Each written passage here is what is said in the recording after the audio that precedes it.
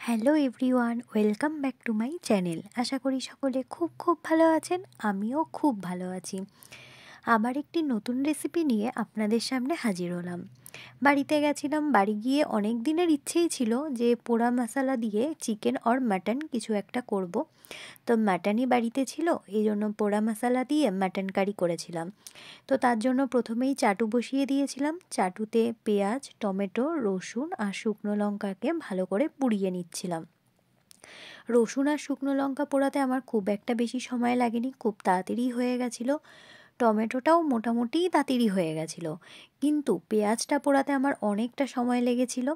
আর একটা সময় পর চাটুটা এতটাই গরম হয়ে গেছিলো, আমি হাতের সাহায্যে সেটা নাড়াতেই পারছিলাম না। তার জন্য আমি চামচের সাহায্য নিয়ে এদিক ওদিক করে নিয়েছিলাম।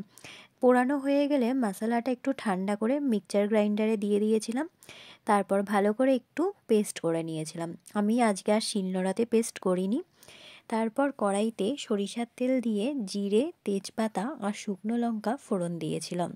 ফোড়নের খুব সুন্দর যখন গন্ধ বেরিয়ে এসেছিল, তখন আমি গ্যাসের আঁচটা কমে দিয়ে দিয়েছিলাম। কারণ গ্যাসের আঁচটা যদি খুব বেশি থাকে, তাহলে ওই পোড়া মশলাটা যখন আমি তেলের মধ্যে দেব, সেটা পুড়ে যাওয়ার সম্ভাবনা থাকবে। এজন্য আমি গ্যাসের আঁচটা কম করে পোড়া মশলাটা তেলের মধ্যে দিয়ে ভালো করে নাড়িয়ে নিয়েছিলাম। তারপর বেশ কিছু সময় পরে আমি নুন, হলুদ আর শুকনো লঙ্কার গুঁড়ো লঙ্কার গুঁড়ো দিয়েছিলাম। তারপর আবার একটু নাড়িয়ে নিয়ে আমি ধনেপাতা দিয়েছিলাম। ধনেপাতার গন্ধটা আমার ভালো লাগে, আর শীতকালে সত্যি কথা বলতে ধনেপাতাটা ইউজ করতে ভালোই লাগে। এখানে আপনারা ধনেপাতা নাই ইউজ করতে পারেন, আমার ভালো লেগেছিল আর কি, তার জন্য আমি ধনেপাতাটা দিয়েছিলাম। বেশ ভালো করে মশলাটা যখন কষিয়ে নিচ্ছিলাম, তার মধ্যে থেকে তেল ছেড়ে আসছিল।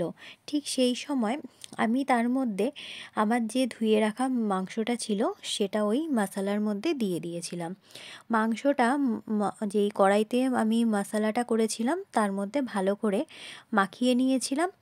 আর মাখানোর পরই আমি গ্যাসের আরেকটা দিকে আমি একটি বাটিতে গরম জল করে নিচ্ছিলাম। কারণ আমি যখনই মাংস রান্না করি না কেন, মাংস কষানো হয়ে গেলে আমি ঠান্ডা জল ইউজ করি না, আমি গরম জলই দিই। আমার মনে হয় তাতে মাংসের স্বাদটা ঠিক থাকে।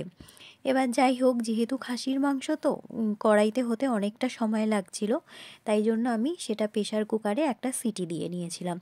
সিটি দিয়ে আমি গ্যাসটা অফ করে তার মধ্যে ঘি আর গরম মশলা দিয়ে দিয়েছিলাম। তারপরে ভালো করে নেড়ে আমি সেটা নামিয়ে নিয়েছিলাম। খেতে কিন্তু খুব সুন্দর হয়েছিল, বেশ ঝাল ঝাল। একবার ট্রাই করতেই পারেন। আর যদি ভালো লাগে অবশ্যই লাইক করবেন, কমেন্ট করে জানাবেন আমার রেসিপিটি কেমন লেগেছে। আর ভালো লাগলে অবশ্যই আমার পরিবারের সদস্য হয়ে আমার পাশে থাকবেন। আজ তাহলে এটুকুই, টাটা।